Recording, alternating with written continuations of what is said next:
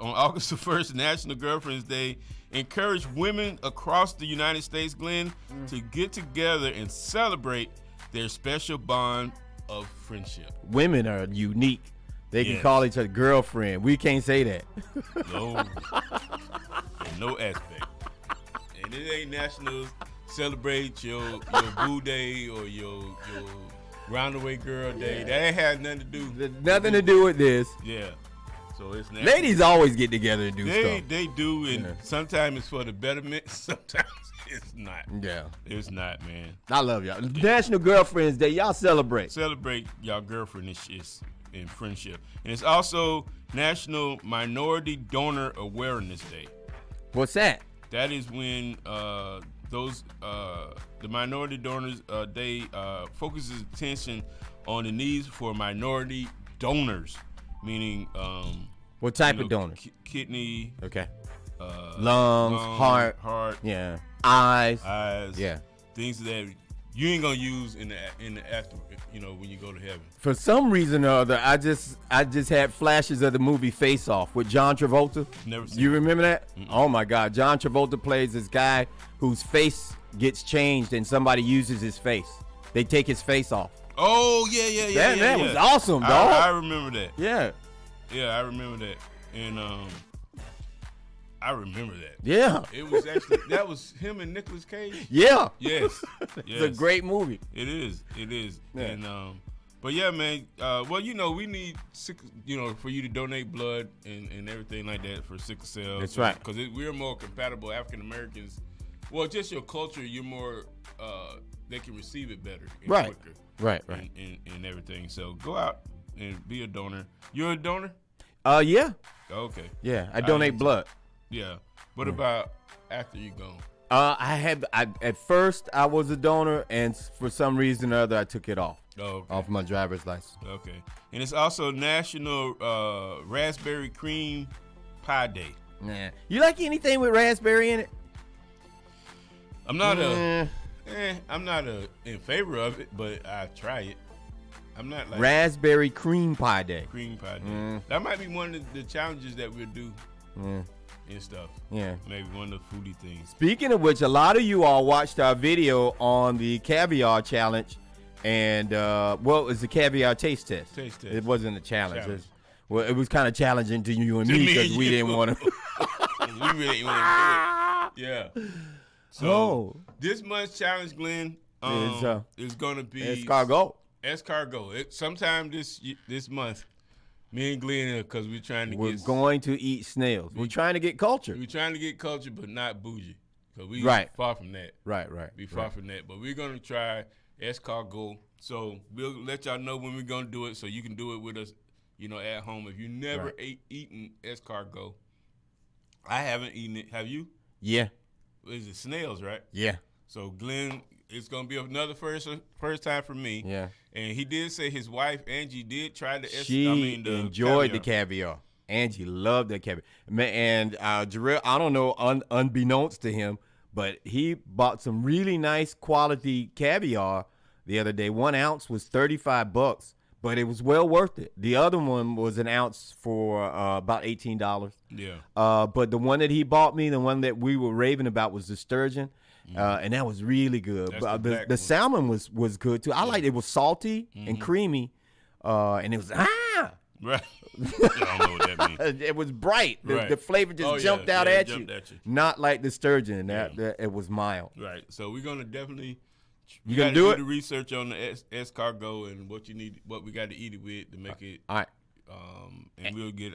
And if those of you who are watching and listening know, y'all have suggestions as to where we could go to get some good escargot, y'all hit us up. Yeah, hit us up. Do you have something in mind? Absolutely not. Nope. So we'll get to it. I don't think we could do escargot like we did the caviar. It's got to be cooked. I guess. Okay. We'll find out. By that time, they done got dehydrated properly. Escargot in the package. Long as I can't tell what it is. Okay. All right. And, man, we're going to get to this tragic news in the NBA world and in our life as African Americans, social lives and everything. But Bill Russell, the cornerstone of the Boston Celtics dynasty, that won 8 straight titles, Glenn, and 11 overall during his career, died on Sunday. The Hall of Famer was 88 years of age. Russell died peacefully with his wife, Janine, at his side. The statement posted on social media that read, and the arrangements for his memorial service will be announced soon, according to the statement. Bill Russell, man, he was born February the 12th, 1934, Glenn, in Louisiana. Played for the Boston Celtics for a majority of his years, and he also coached them also, Glenn. He did. Bill Russell, man, I've never got to see him play. My dad loved Bill Russell, though. Right. And basketball was different back in those times. And just him sticking around in Boston for so long, he had to be a heck of a dude. He acclimated himself to a whole bunch of heckling and abuse that he took at the hands of some of those Boston Celtics fans. Lord knows what would have happened if they would have lost, if they hadn't had a championship culture there. But Red Auerbach fought for them guys. It was mostly Bill Russell's head coach through his time there, and Red, he was a powerful figure in itself, the head coach for the Boston Celtics during that time, and he fought for those guys during that time period also. So, and every time I would hear, a lot of times Bill have conversations, he would always bring up Red Auerbach. And again, I'm like, Glenn, I wasn't fortunate enough to see him play. Again, they show bits and pieces of him on the TV and clips and stuff with him and all his rings and all this other stuff, but never got to see him play, on the television set like we see now, and they don't really like promote those guys like they should. That we could see Dr. J, but like Bill Russell and those type of players that played back in the day, doing the height of the civil rights movement, and he did so much off the court, Glenn. Right, he did. Come on, let's take a listen, man, to some of this clip, this audio clip about the great Bill Russell. That has had as much fun as I've had in my life. One of my dad's favorite quotes is saying, when he passes away, he's not really sure about heaven. Heaven actually could be a step down for him, because for him, heaven was playing for the Boston Celtics. On the cut now to Russell, he's in there. A fall away is good. Underneath, Russell steals the ball. He lays it up, is blocked by Russell. What a play by Bill Russell! If winning really is the only thing, Bill Russell stands alone at the pinnacle of American team sports. The epitome of any sports person is to have a chance to play against the best. And the Boston Celtics were the best and greatest sports franchise of all times. And Bill was the hub of that greatness. No one, not Mantle, not Starr, not Jordan, won as often as Russell. He was the ultimate winner, which by some definitions made him the ultimate athlete. He made shot blocking an art. He was so outstanding and proved that quickness and finesse and brains was a match for brawn. Russell's brain power was the key to his success. Intellectually curious and fully engaged in the political upheavals of the civil rights era, he was a new kind of sports superstar. His consciousness wasn't confined to the dimensions of the arena. Bill had such integrity in terms of his commitment to what he was doing. His position was always, I'm a total human being, I'm a man who, among other things, plays a great game of basketball. Everybody talks about Muhammad Ali, and Bill Russell belongs right there in the inner sanctum of great black athletes in this country who have taken the proper stand. I think I had a lot to do with the respect that athletes are treated with, black and white.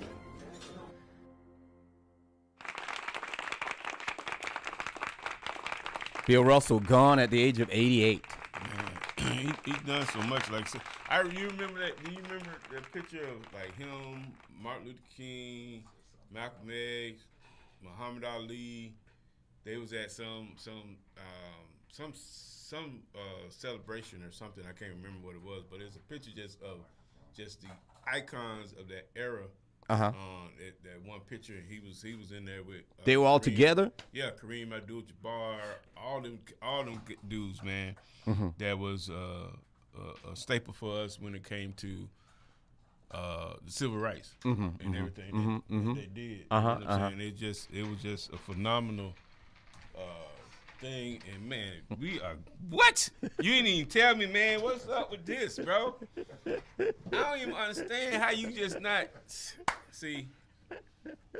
This is what I'm saying, man. It's just like some people that you associate yourself with, and most of the people I associate with is African Americans, Glenn. I mean, and when you think they're your friends, and they, we down like 4 flat tires, and everything cool in the game, and they sit up here and don't let nobody in on nothing.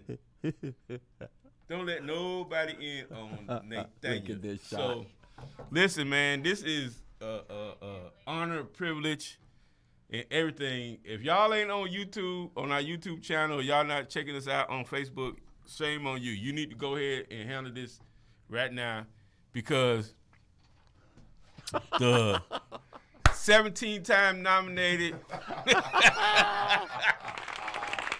What's up, fellas? BDT is in the building, guys. What's up? He is in the building. And man, what's going on, Bishop? It took the passing of Bill Russell. Right. Right. To get this man in the building on a Monday, all the way, man. And everybody probably just thought, man, he ain't here. He ain't with the group no more. He not here no more. And me and Glenn just making it hang on by a thread, Sir, man, good to see y'all. Good to be seen in the building, man. Good to see y'all. Good to see y'all. Man. What's going on? Everything's well? Yes, sir. Yeah. Everything's well. Now, Jarrell said it took the death of a basketball icon for me to be in studio, or really on the phone, anything. But it also took the death of a basketball icon for y'all to lead with basketball. For basketball to be in the A block on the week of the Hall of Fame game is amazing. But it's incredible to understand what Bill Russell had to go through and be the greatest champion of all time. I mean, LeBron said on their their what is it called, the shop or whatever, and he was asked, who are the fans that, what's the toughest place to play? And he said Boston, because they are, racist, and I can't say the rest that he said. Right. For LeBron James to feel that for 20 years in 2000, can you imagine what Bill Russell had to go through in the 60s? And he actually played for them. Yeah. And they talked about, I heard a report, Michael Wilbon did a report earlier this morning about, there were times his home was, vandalized and that type of thing when they were on a road trip, and how he made Boston love him. Right. We know that they can be very compartmentalized. Right. They can love their athlete and then hate everybody else. Yeah. But to be able to do that, to be the greatest champion, and from a sports perspective, not just a social perspective, I was watching, it was Jemele Hill's last interview with the great late Kobe Bryant. Mm-hmm. And she asked Kobe about Bill Russell, because Kobe and Bill Russell had a close relationship. If you remember, Bill Russell at Kobe's last game, he's got Kobe's jersey over his regular shirt. And one of the things that Kobe said that Bill Russell taught him, he said, Russell told him, listen, I can handle the ball. I can shoot. I can do all of that. But I decided that I was going to do what was necessary for my team to win. He says, so although I can handle the ball, you know, Kuzi handles it better. So I'm going to let him handle the ball. I'm going to let Sam Jones shoot. He says, I could have been a greater offensive player, but for my team, you know, defense and rebound was for what was, you know, and Kobe said, you know, he took that, which means also that Kobe decided, for my team, I need to shoot. All of it. Right. And see that just that mindset that you know, in that what you just said, that's not the NBA now. No. That is no, not the it's NBA. Me. Yeah. My stats, my contract, right. that type of thing. Right. He said, I lessened my game. Right. You know. And that's crazy. Yeah. To hear that. I lessened my game, but you still one of the greatest that ever played. 11 titles. 11 titles. Yeah, so that means you are the greatest if we're going to go by rings. Right. And so the reality is, you know, Glenn asked me, did I like Bill Russell? I respected Bill Russell. Yeah. You know, I didn't have to like him or not, because by the time I started watching basketball, he was off the scene. Yeah, me too. I remember, you know, hearing about him as the player coach and all of that. Right. But man, to do that during that time, yeah. You know, sometimes it's not what you're able to accomplish. It's about what you're able to accomplish with what you're up against. Yes, absolutely. You know, and to be up against that and still go out and not just, to your point, Jarrell, to be up against that and not just go out and score points, get rebounds, block shots, but to be up against that and win. Right. You know, and oh, the NBA was only 10 teams. So don't matter. You play who's in front of you. Exactly. And then not just the on the court stuff he had to deal with, the stuff they had to do when they traveled because they couldn't go in the hotel, they couldn't eat, and then go play for these people. Yes. And go play for them. Yeah. Go play for them. It is. I was watching, and I know neither one of you would be interested in this, but I was watching The Captain last night. Oh, no, I wouldn't care no less about but all that. But I think that there is a parallel that when Jeter was talking about the fact that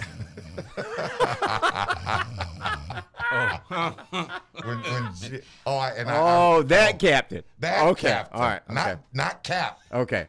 Not right. Cap. Okay. Not Kareem. Number 2, Derek Jeter. And that was great. That was great.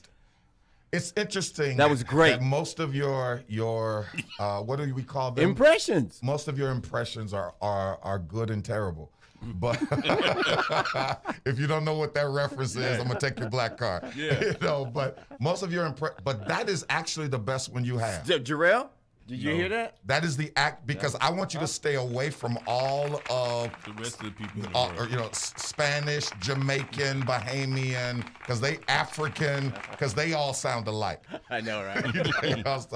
But the Cap was talking about the same thing of what does it take for my team to win? What does it take for my team to win? And whatever. Boston in the 50s and 60s? Yeah. He couldn't even stay with his team in the hotels. Isn't that crazy? We're not built for that. No, we would start crying. Yeah, we're crying. We would break down. We wouldn't, to be mentally tough. I remember watching, and this is now the 30s, but I remember watching the Jesse Owens story. Mm-hmm. And when he came back from representing the country, I mean, against Hitler. Right. You know, he came back representing the country. There was a gala in his honor, and they wouldn't let him come through the front door. Wow. You know, All right, that's enough, Bishop. That's enough. That's enough. That's enough. Oh man. So shout out to that. Oh, I God. think to segue, because we're gonna, Glenn gonna start singing "We Shall Overcome" in just a minute. But to segue, there was breaking news this morning in the NFL. The arbitrator, my cousin Susan Robinson, Judge Susan Robinson. Yeah, I'm claiming her as cuz. Might as well. Yeah, might as well. Brought out her ruling for Deshaun Watson, and we know there were 24 to 25 accusations. 28. And at least 20 of them have been settled. Mm-hmm. At least 20 of them have been settled. Yeah, it was 24, and he settled 20 of them, and then yesterday, Bishop, he settled 3 more. So 3 more. 23 out of the 24. Okay, so she handed down a ruling of 6 games. Boo. She handed down a ruling of 6 games. Now, the NFL now has 3 days to appeal. The NFL can appeal her ruling. This is so weird. Right. The NFL's Players Association said that last night they would agree with whatever ruling she gave. Now the NFL has 3 days because the NFL had already floated out there that they wanted at least a year. Mm-hmm. They wanted at least a year. Yeah. So I guess my first question is, one, what is your impression of Judge Robinson's ruling? And then the second question would be, what do you think the NFL should do? Should the NFL appeal, or should the NFL agree with the process that they set up? Well, again, the NFL, and it's just what you're supposed to do. When something comes down, you're supposed to appeal it. So you gonna that's just normal litigation. That's just normal litigation. We finna appeal this thing to everything. See everything. You know what I'm saying?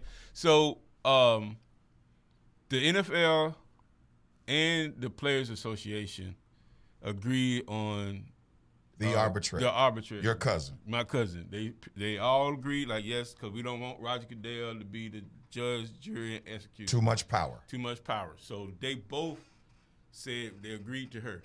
So the thing about it is at some point, it's still a process of the appeal. You always got to appeal, blah, blah, blah, blah. And she came down, whatever reason, she came down. 6 games. 6 games, which, again, the NFL itself is seeking something, a year or so. But, again, just like Ray Rice. This is something new. Right. We might have had 1 or 2 people saying, we had this sexual blah, blah, blah, but 24? Right. That's a lot. And you got to kind of base it on what was the precedent for the ones that had the 1 or the 2 allegations. Mm-hmm. So, which this is, and again, like I explained to Glenn, or said to Glenn, these are civil suits. These are not criminal. These are not criminal suits. These are civil suits. Also, to add to that, Jarrell, as you're answering your question, let me throw this out there as well. Your cousin, Judge Robinson, was only presented 5 of the cases. And one of the cases that she was presented was settled. Settled, right. So she made her ruling over the evidence. On the evidence presented to her, which was 4 of the cases. Right. So with that, with that in mind, it's a quandary. Right. Because are you really making your judgment on the 4 or the 24? Right. Because it's not like you don't know about the other 20. About the other 20. You know what I'm saying? So the thing is, 6 games, it works. Cleveland Browns are jumping up for joy. Yeah, they are. There is, and they're supposed to meet within the hour. Right. That meeting, and please, we've said this for years on Sports View, that we take these things very seriously, but we add levity to the show. Right. The Cleveland Browns, they're meeting within the hour. Right. will begin with the cha-cha slide. Absolutely. It's gonna begin. It's party time in Cleveland. Cha-cha slide. Right. So this is the thing too. So I think yes, the NFL should appeal. Okay. Because again, that's what you do, and we'll look. The NFL. You know they will, but should they? Right. Should they? Yes, because you're still trying to, as the NFL and the owners, and that's what we're talking about. We're trying to show this is not because they came up short with the Ray Rice. Right. And they got bashed for the decision they did with Ray Rice. Yeah. So they're trying to, make sure. So the appeal is for the court of public opinion. Yes. That's right. It's for the That's court. it. And then that's right, Bishop. It is like because you don't want women to come against you. And so because you had the pet people come with Michael Vick. Oh my God! At every game. Game. But this is America. Yeah. They care more about pets than and humans. so for me, and you guys are gonna get me on it. The jury is out. We don't know until the season starts, and there are protest lines formed around these stadiums of women putting pressure on the NFL if he plays. My opinion is changing, Bishop, because at first I thought he was done. I thought he was done. After reading about 4 or 5 of the cases, I call him Towel Man now. Your towel can't slip off the same way every time. Okay, that's too much, but okay. It can't. And so I think he should have voluntarily set out. He was out a year. He was out last year. Well, but I mean, he should have. Well, he got paid last year. Right, and I think he should have done it this year, and he should. There should be some type of remorse, some type of statement made. Don't you think? The challenge that I'm having with that, I hear you. The challenge that I'm having is that this process is so flawed. This NFL process is so flawed because, one, if they appeal, which they will, if they appeal, we know it's not out of a sense of moral ground or moral standard. It's protecting the shield. We know the NFL as an organization cares nothing about these 24 women. No. They've proven that. And they probably help him sell it. Right. They've proven that. Because if you notice, once the Texans were brought into the suit, that settled faster than a speeding bullet. Yeah. That was like the next day. Right. So I get you, Glenn. I'm not so sure about volunteering. No, I'm not with that. Because that's a full admission of guilt. No. And there is nothing you can do to please people who are against you. Okay. Right. So that I get. Yeah. He might as well take it all. Just take all the heat, take all. But man, 6 games. I think what's going to happen. I think if you follow the breadcrumbs of the NFL, right. I think when it's all said and done, he's going to get 8 games. I think he's gonna get 8 games. I think it'll be stay 6, Bishop, because that's what they talked about 2 years ago. It's gonna get 8 games, and then 2 are going to be somehow miraculously suspended. Yeah, it's gonna be a bye week. Right. He is not gonna miss more than 8 weeks. Right. And then the thing is, it's like, and Glenn's like, he need to do a public apology for what? And the reason why I say for what is because he's not sorry. He's not going to be remote. When you're addicted to something, you don't care who you hurt, when you hurt, until you fully deliver. We'll see when the season starts. And again, he can go up there and say, I'm sorry, blah, blah. But he'll do But he's already said, hey, I'm willing to He has done some type of counseling or something. No, he said, I'm willing to go out in the community and show the person that I am, and that he did everything that he's supposed to do. His publicist. Except, any admission of guilt. Right. And here's the other thing. Is our mantra still our the unique man cave? Yeah. Not just the unique perspective, but this whole let's be fair. And here's what I mean. Here is the twisted nature of some men. We played a disclaimer. Yeah, y'all know every time I show up, y'all gotta. You got the disclaimer. Yeah, I gotta play the disclaimer. And also 407-894-1680. After what about to come out. You still know me. The views and opinions of the following program is not necessarily those of WOKB staff and management of Unity Broadcasting. Trying to save Shanti. All right, go, Bishop. Please save the Hobbit. Yeah.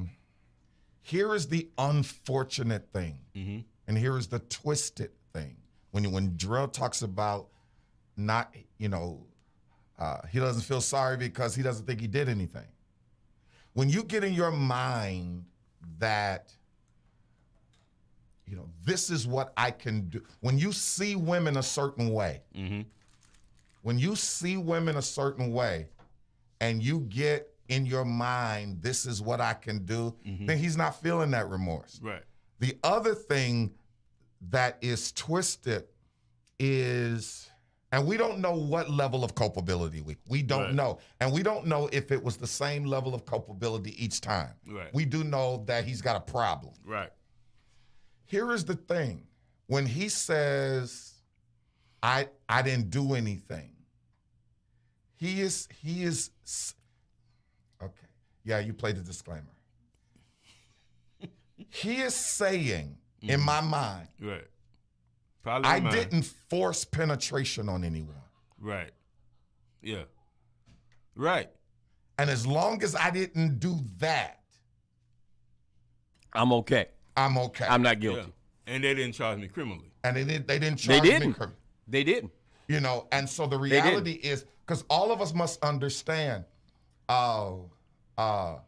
whether it's exposure, whether it's hitting somebody on the butt, all of that is sexual assault. Right. You can't touch a woman's body, without her permission on any level. That's sexual assault. Right. And in the mind when the mind is twisted, you're thinking, as long as I didn't go there, right, then I'm good. Because that's just like with the Commanders, and they shop talk. Right. You can't have that locker room talk around. The president of the United States. Yes. I just grab him. Right. Wow. Yeah. I just grab him. Yeah. Wow. 45. So, it is, we've got to change our view of women. Yeah. As men in general. Yeah. And then women got to change themselves also. It's a change. Now you better play the disclaimer. And the thing, because y'all thought mine was bad. Yeah. What's getting ready to come out? Because I remember listening to the show. I check y'all out every now and then. And I remember listening to the show when the new president of the Lakers, not the Lakers, the Raiders. The Raiders, yeah. The new president. Yeah. And I'm like, is this where, how did this show get to, we fear the elimination of cheerleaders. I'm like, oh God, this is sexist. Yes, it's not. That was him. It's not. Yeah, and I meant it. I still mean it today. Wow. I mean, I can't believe you're doubling down. I don't believe you're doubling down. Listen, bro. Listen. Jarrell, as the old lady told me. Yeah. When you're in a hole, drop the shovel. I'm not. I'm keep Drop digging. the shovel. I'm keep digging because, the thing about it is God. Everybody knows right from wrong, and when they're in a situation like, man, that used to be true. No, this is just you're right. But there's some evil, wicked people out there now. Right, it is. But you still get like, man, this ain't right. I'm telling you. You know what I'm saying? This ain't. I've met some people that They weren't raised by our parents. Oh, okay. Well, maybe I'm just. They don't have that level of right and wrong anymore. Right, and it's like it's, and then you don't revisit it. Right. You know what I'm saying? That's my thing. You don't revisit it. Yes, you report and you tell, but women. Let me say this, and again, we played the disclaimer twice. Stop. You have to when you get in. Stop what? Stop allowing it. What? Stop allowing anything. If you know you a booty call, don't keep going if you feel bad about being a booty call. I'm so sorry. You got to know it. You got to know it, and you got to stop it. Let's shift it from the legalities of it. Okay, I'm going to go to your point, okay? Because this is deep man cave. You got to go, man cave. This is deep. There was a lady all over social media over the last couple of days, and everybody was asking, "Is this wrong or right?" She got she got flued out. Remember, she got flued out, and she didn't fly out to engage in sex. Right. So the guy put her out and canceled her return flight. Right. See, here's what happens with this show, and this is why Jarrell and I get in trouble, because Glenn is over there laughing off mic. Right. Right. You know, she got flued out, and so the question was the dude right or wrong? And my question is, I bring that up to what Jarrell is saying. You know, in this, and I teach this all the time. I don't care what happens. It's always a woman's right to say no. Right. I don't care if you got flued out and I know y'all know the joke. You know, somebody said, what he making up? It's a joke. Y'all remember the little girl. Right. But it's always a woman's right to say no. I don't care if you were flown to Asia. Mm-hmm. You still have the right to say no. But I think Jarrell's point is, although you still have the right to say no, don't put yourself in those positions. But if I'm just doing my job as a massage therapist, then I didn't ask for this. You did not. I didn't ask for this. I'm just doing my job. And then it's where it's inappropriate. You don't answer that call again. You don't answer or you don't go again. Deshaun, the towel tent picture. Yeah. And I'm not familiar with the case. No. Are there people? Did he return to the same therapist multiple times? Because what I heard was he would, which is dangerous. He would just randomly call, different therapists and that type of thing. And what people don't understand, and sis, ladies, let me help you out. Definitely. Because help me. People say, why would people be that random? Because you don't want to hear from them again. Right. I think it was the excitement of it. Me and Jarrell was talking about it earlier, and we said if he found one that worked, Bishop, stick to that one. And stick to those one or two. That's why we know it's if a problem. They with it. That's why we know it's a problem. Right. And because it is, you are it's the excitement. Yeah. You are Deshaun Watson. Mm-hmm. You are an NFL quarterback, one of the top 5 quarterbacks. A star. In the NFL. Mm-hmm. You are a national champion at Clemson. At Clemson. Which means that you have been a star football player since you were 8-9 years old. Right. And as you all know more than me, I stopped being an athlete in the 9th grade. Y'all were high school athletes. If you are a star athlete, you ain't got no problem getting women. Right. Entitlement. Period. Mm-hmm. But he has a problem. Yeah. He has a problem. Yeah. But to the football, I think it's going to settle at 8 games. Okay. I really think it's going to settle at 8 games. I think that there will be I think the protests. Some people get in stuff because they just want something to do. Yeah. You know, so there are a whole bunch of people will get on the protest for a while. Right. Then it'll die down. It'll die down. Yeah. If he starts winning some games, in Cleveland, it's done. It's a wrap. It'll be a wrap. It's a wrap. So the first 6 games as it stands now. What's on the schedule? Well, you got Jacoby Brissett in the quarterback room. Right. You got Joshua Dobbs.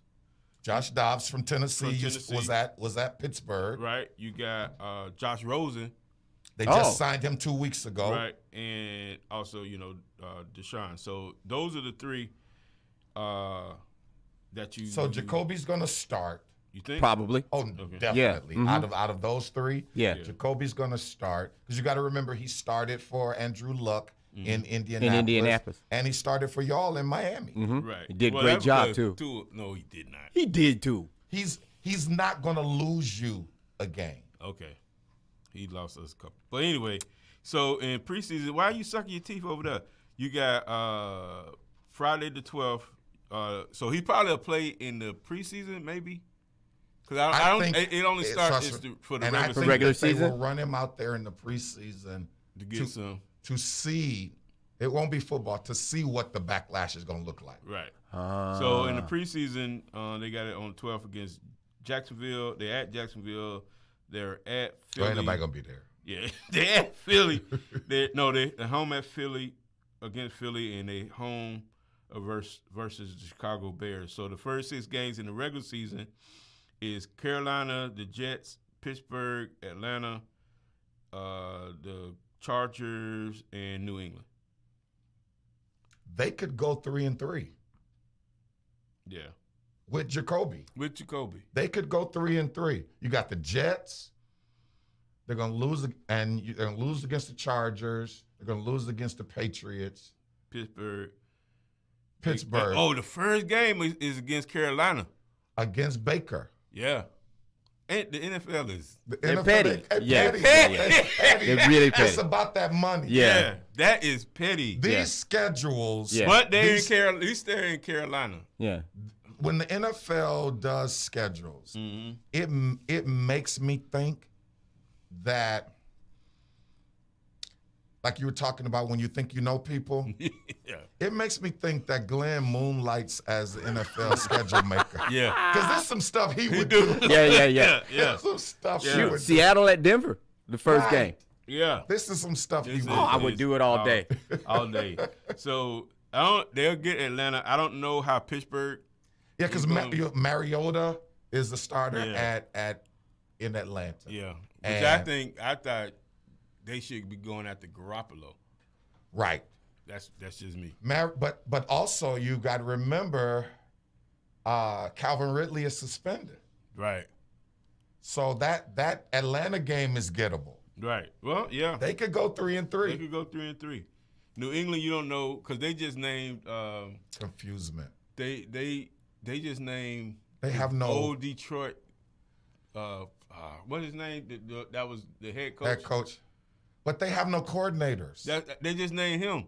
They actually named a coordinator because Belichick said we're not naming a coordinator. Right, and the reason why they not doing that is some financial stuff. Because if they name Patricia, that's who it is. If they name him Matt Patricia, yeah. Then they have to pay him coordinator money, but then it adds on to his salary.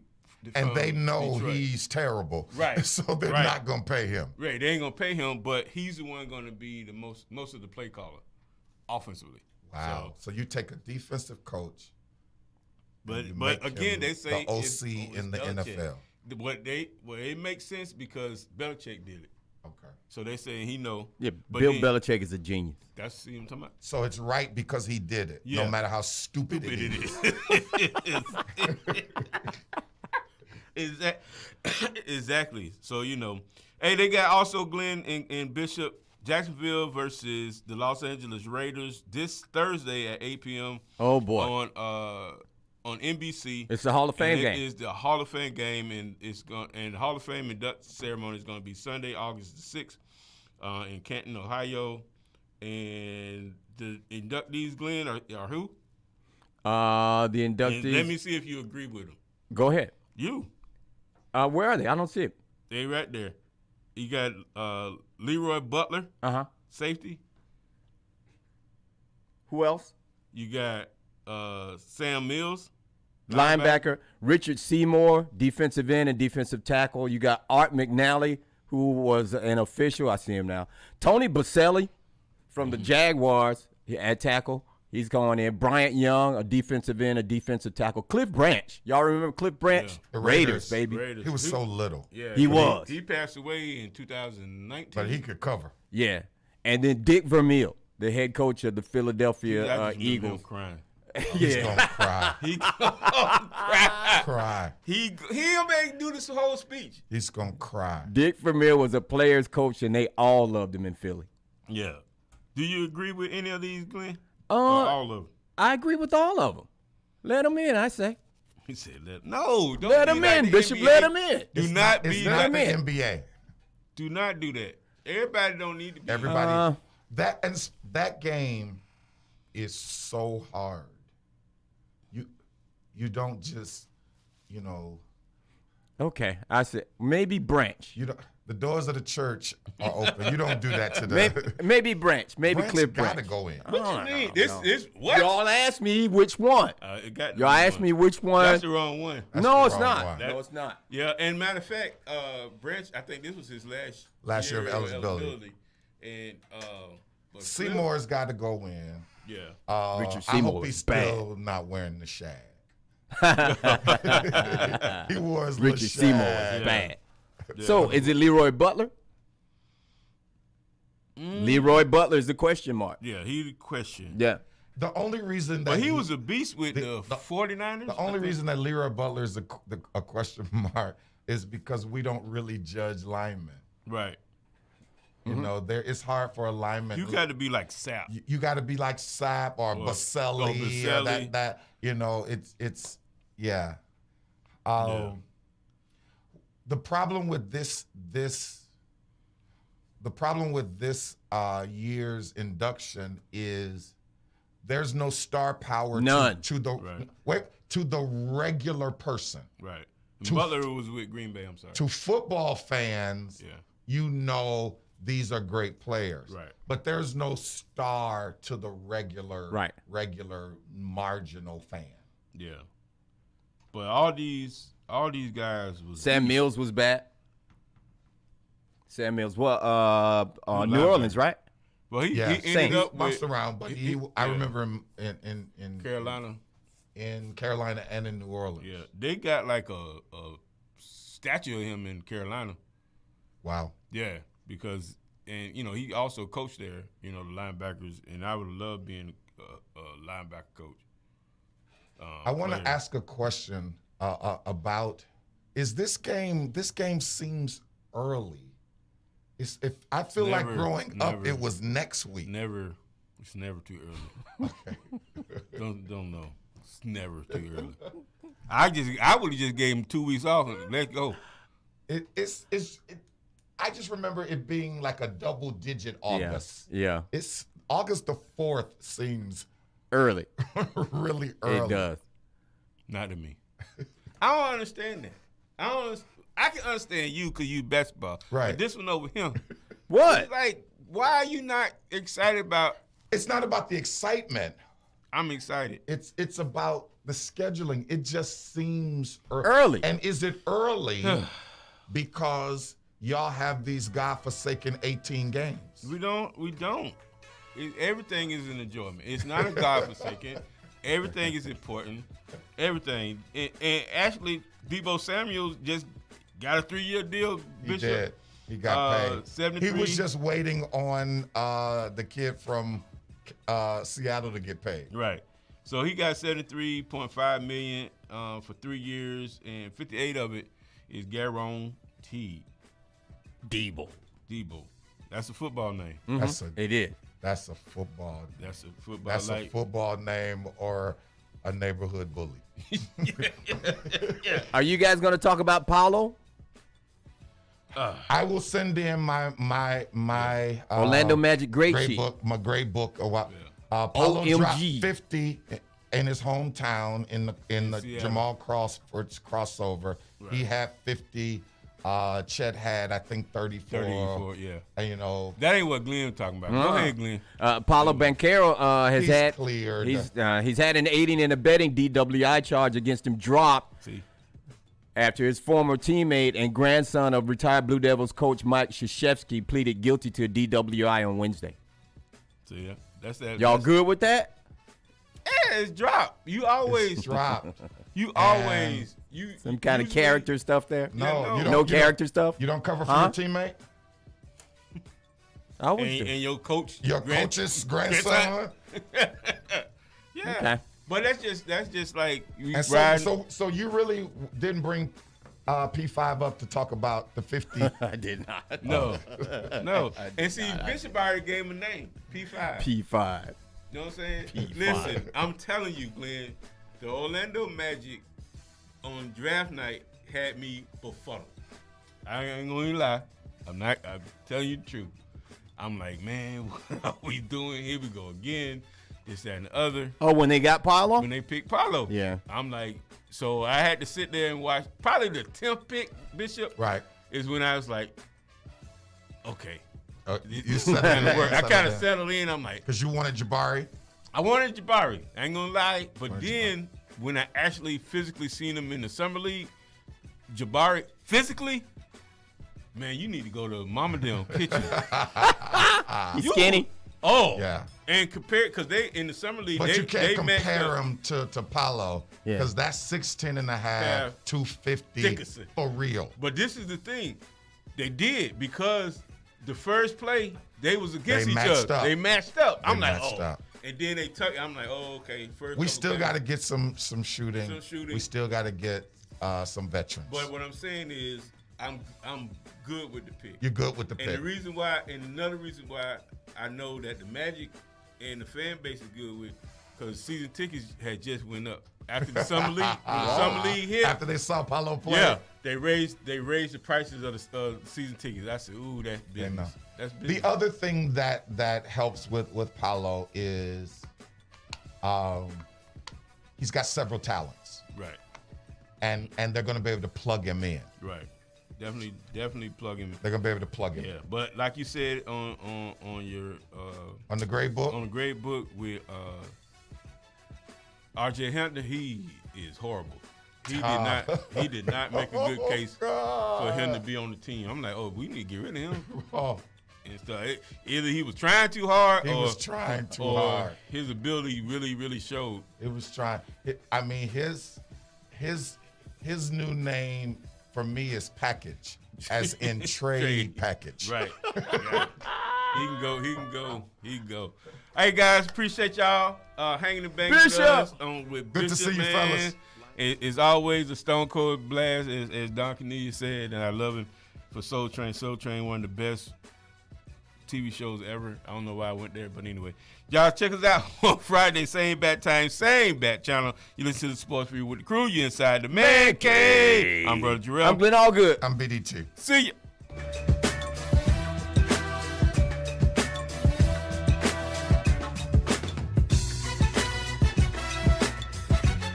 Sports Review with the Crew is a presentation and production of WOKB 1680 AM Sports. Follow us on Twitter.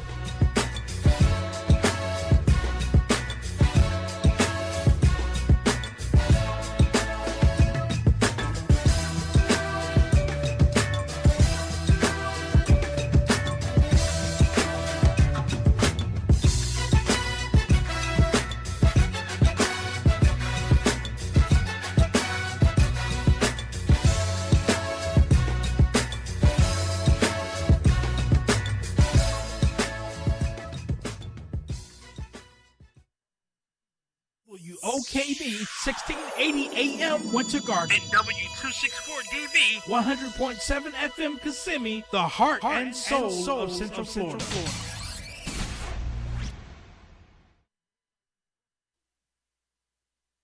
This is WOKB. Hey, everybody, it's Erica Campbell. And I'm Griff from Get Up Mornings. What up, EC? Proverbs 17:22 says laughter is like a medicine for your soul. So The views and opinions of the following program is not necessarily those of WOKB, staff, and management of Unity Broadcasting.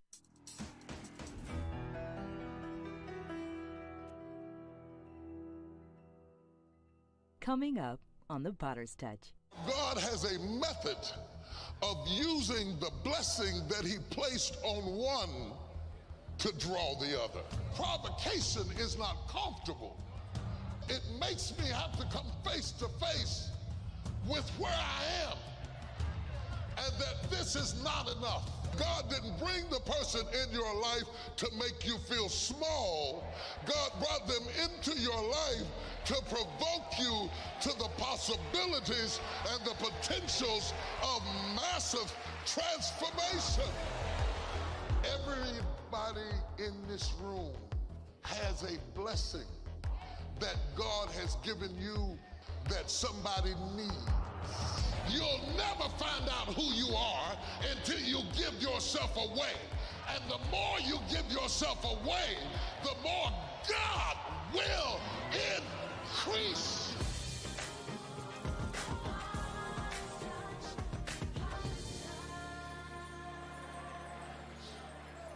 But the reason I'm in this text is to cause you to catch a glimpse of how God operates, how God will bring you into a room, into an element, into a relationship, into a place, and let you see things to provoke you. How he'll put you around people that studied, and they'll make you study. Because God lets you hear them to provoke you. God will allow you to enter into a space of uncomfortableness because provocation is not comfortable. I said provocation is not comfortable. Provocation is aggravating. Provocation is irritating. Provocation is frustrating because it makes me have to come face to face with where I am and that this is not enough. Provocation makes you hungry. Provocation makes you thirsty. Provocation makes you restless. Provocation makes you seek something beyond where you are. Provocation makes you discontented. Hannah would have been fine. Hannah would have been fine. She was married to Elkanah. Things were going good. Elkanah was a wealthy man. She was married into wealth. Everything was doing good. She was sitting on Lucky Street right across from Happy Boulevard. Everything was going fine. Elkanah had 2 wives. That's the way the text, Elkanah had 2 wives. Yeah, Elkanah had 2 wives. That's kind of like what Paul is saying in Romans, is that God has 2. He has Israel and he has the church. And Elkanah had,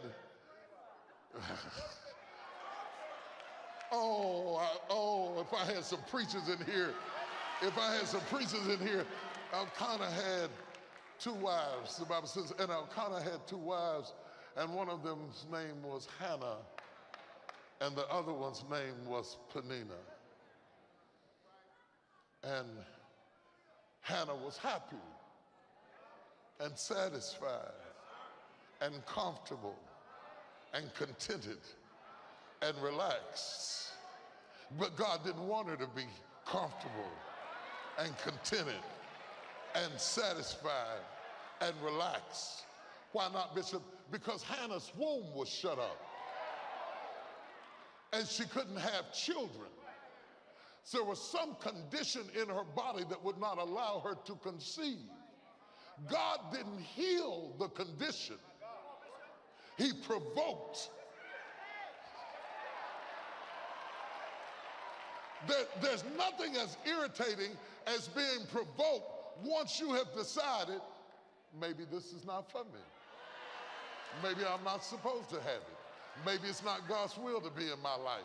Maybe I'm supposed to be alone. Maybe I'm supposed to be by myself. Maybe I'm supposed to be down like this. Maybe I'll never be happy. See, flesh will make a deal to keep you from being provoked to stretch into the next dimension. Flesh will talk you out of faith. It'll talk you out of the uncomfortableness of believing God that your life does not have to be the way that it is. Even though you got used to it, doesn't mean it's God's will for your life. Hannah was fine. Elkanah had 2 wives. Hannah was good with it. Lord have mercy. I ain't even gonna bother that. I'm gonna walk right past that like I didn't even see it. Hannah was good with it. Her problem was that Peninnah took the same man that Hannah had and did more with him.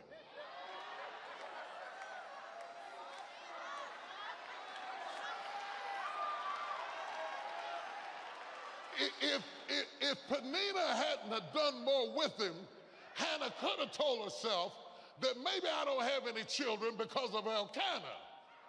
But Elkanah had 2 wives. And when he was with Hannah, nothing happened.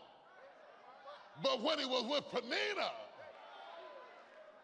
Peninnah started having baby after baby after baby after baby. And the Bible says,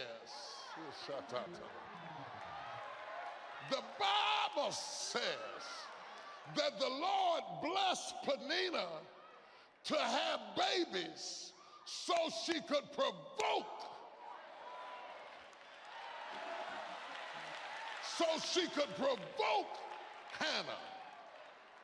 Every time you turn around, Peninnah walking around like this. Good morning. Hannah's trying to be cool about it, act like it doesn't matter. But here she coming, pregnant again. Pregnant again. Barefoot and again.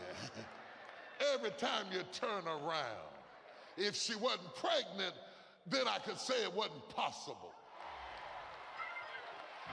If God hadn't delivered anybody from depression, then you could sit in your depression and say maybe it's not possible. But every time you turn around, God will show you somebody who's been through what you've been through, and yet they came.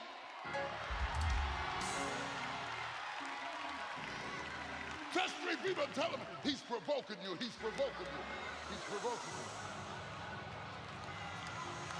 He's provoking you, he's provoking you. Have you ever been in a place that you didn't belong, that you didn't fit, and you didn't have the credentials or the qualifications or the status to be there, and you were wondering, why am I here? Let me tell you why. To provoke you.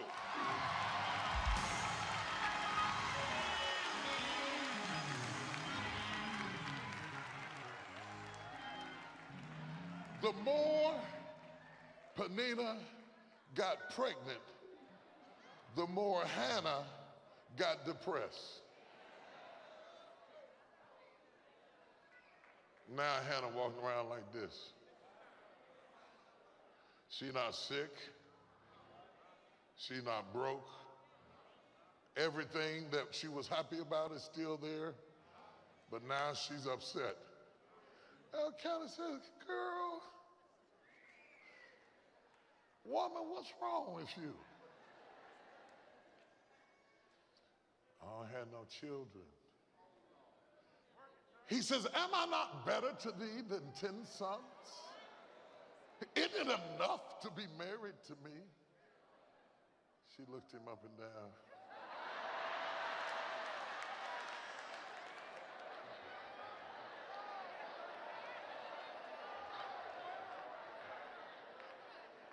See, sometimes once you are provoked, you can never be satisfied with what you used to be satisfied with. I want something more. Somebody holler more. Somebody holler more. Somebody holler more.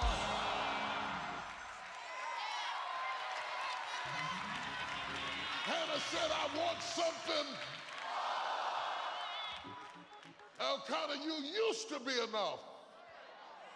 But now that I see what you did with Penina, I want something. You know what God wants on Sunday morning? He doesn't want happy people. He doesn't want shouting people. He wants hungry people who want something. Touch everybody around you and say, I want something more, I want something more, I want something more. You might better get up and move because I want something more. I'm not satisfied. I'm not going to keep my seat. I'm not going to shut up and be quiet. I'm not going to lay down and hold my peace. I didn't come here to look at you. I didn't come here for you to like me. I want something. All the hungry people give God a prayer.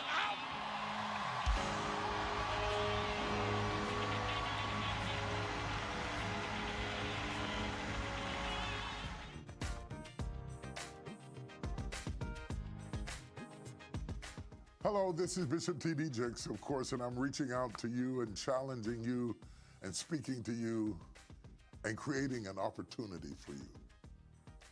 I have learned over the years that if you have good seed and bad ground, you cannot expect a harvest.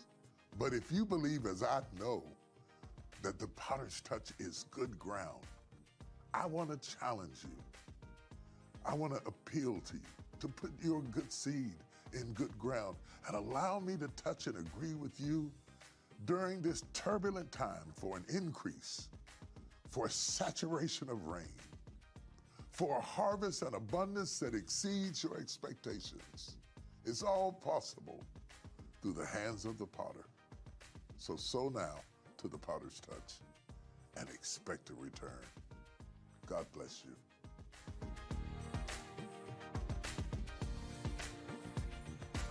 A provocation that all of a sudden Hannah is so frustrated that she tells Elkanah, take me to church.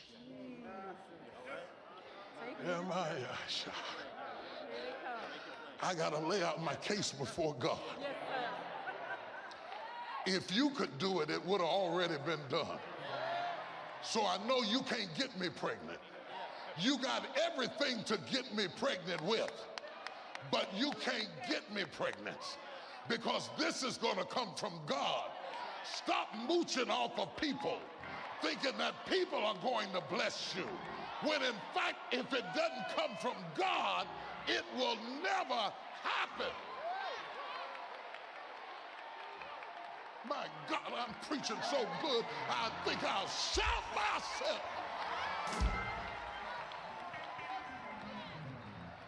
So the woman who couldn't get pregnant with a virile man now goes to an invisible God and says, God, I'm not satisfied. I got all of these tents. I got all of this stuff. I got a man who loves me. I got a man who blessed me so good, he's given me a double portion. But what I want, he can't give me. And she's in there praying and crying out to God. And when the priest comes in, he looks at her and he misunderstands what she's doing. And he calls her a drunk woman. Now, to all of you conservative, refined people who refrain from any kind of expression,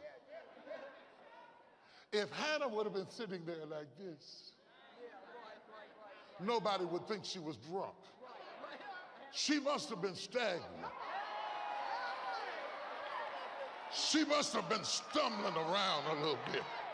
She must have been murmuring around in the church and staggering like, when you want something bad enough that you stop worrying about your image and stop worrying about what you look like and stop worrying about what people think about you, God will open up the windows of heaven and pour you out a blessing you won't have room enough to receive. I'm gonna give you 30 seconds to give him a drunk praise.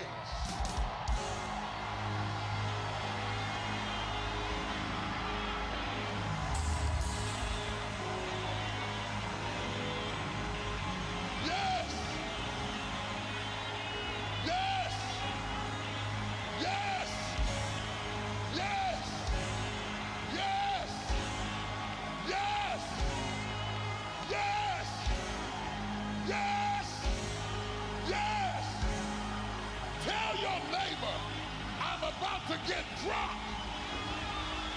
If you don't like drunk people, you better move away from me.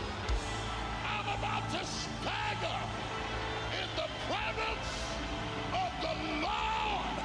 I'm about to lift my voice and shout to God, hallelujah!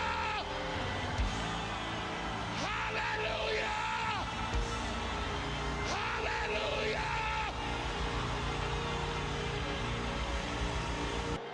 They said the odds were against me. They said I'd never get up. But God said,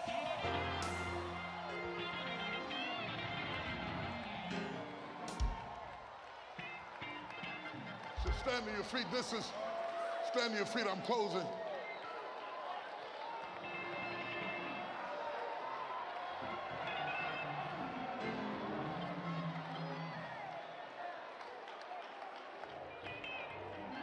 In the Bible days, when a woman, listen to this, in the Bible days when a woman gave birth to a promise, she would sing.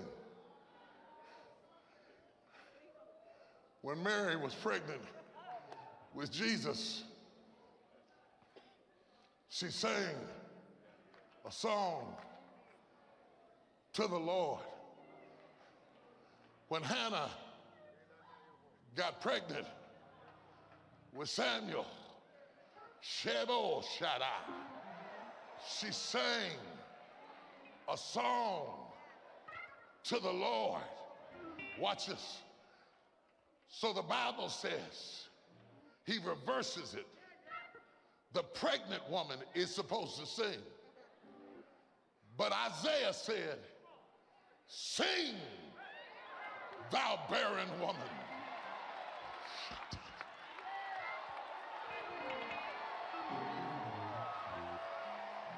Sing, thou barren woman. Sing, the woman whose doors are shut. Sing, when you can't see your way out. Sing, when things are getting worse instead of better. Sing, thou barren woman. Sing, for the children of the barren woman shall be more than the children of the married wife. In other words, the very one that looked like they wasn't gonna get it is the very one that's going to get it. Sing, thou barren.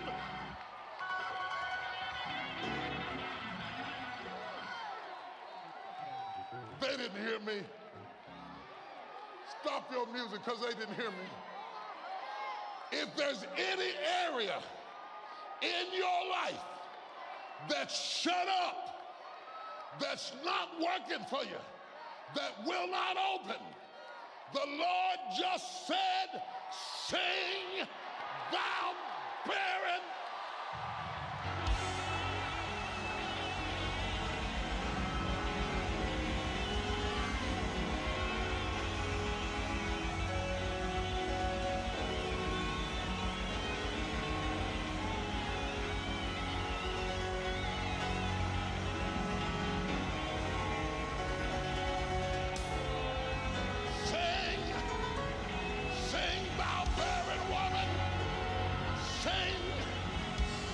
Sing in that barren house.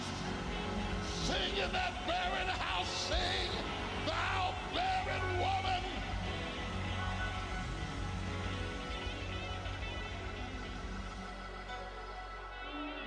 I prophesy to you, the children of the barren woman shall be more. That's what the book said, than the children of the married wife. God said, I'm going to do so much with the Gentiles who were barren that I'm going to provoke my people to jealousy. So I really didn't come to preach to the person who's got everything. I came to preach to the person who's barren in some area of your life.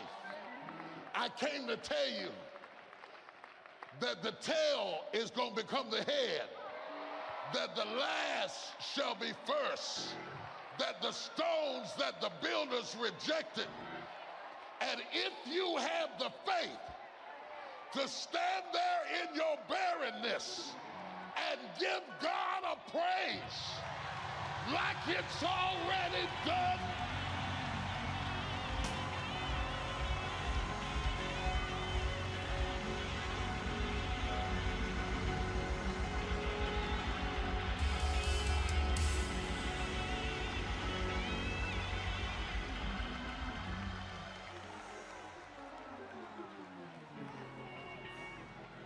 so as I close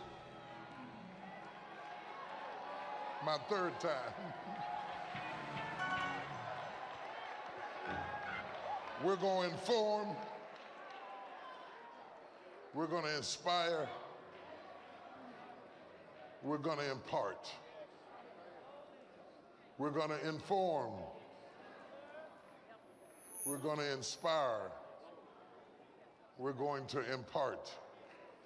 We're going to inform, we're going to inspire, we're going to impart.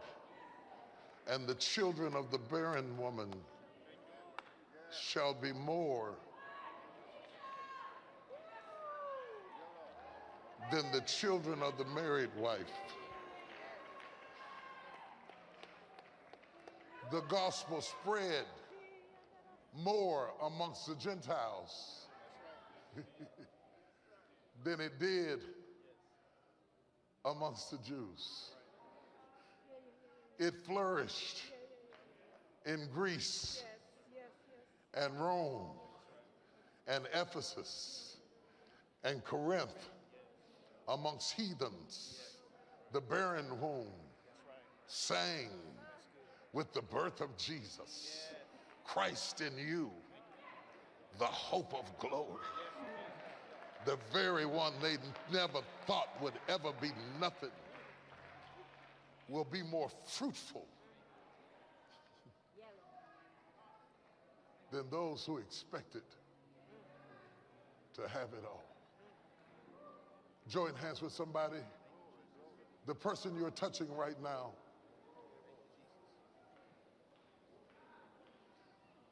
There's a better person down inside of them screaming, trying to get out.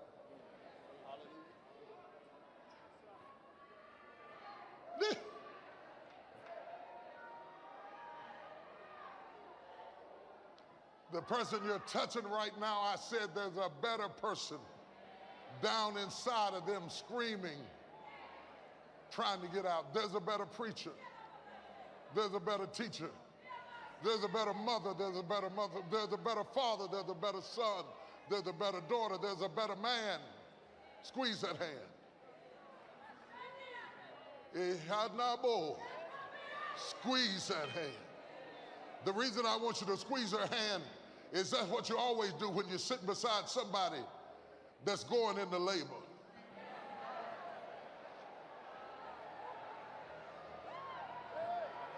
The person that you're touching right now is going into labor.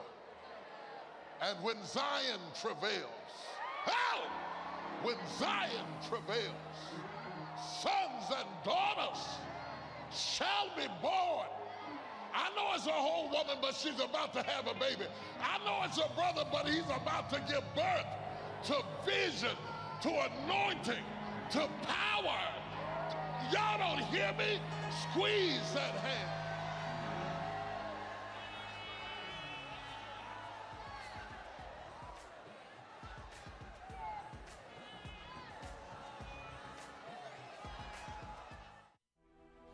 You got to be praying and rebuilding your life.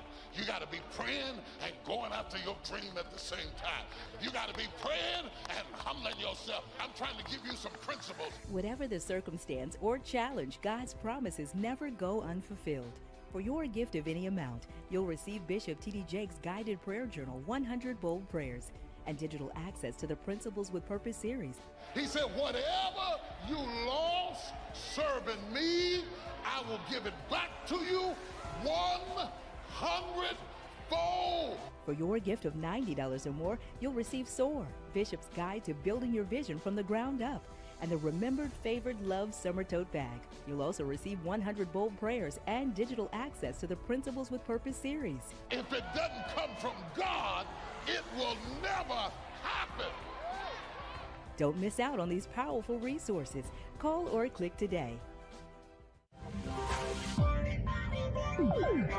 Oppression can only last but a certain time. I don't care how bad you're going through things, there is a limit to what the devil can do. God makes a commitment. He keeps a covenant. He brought you. He sought you. He chose you. He elected you. And even though you're struggling today, it doesn't mean you're going to be the same tomorrow. Don't you ever walk around and think that because somebody got caught or somebody messed up or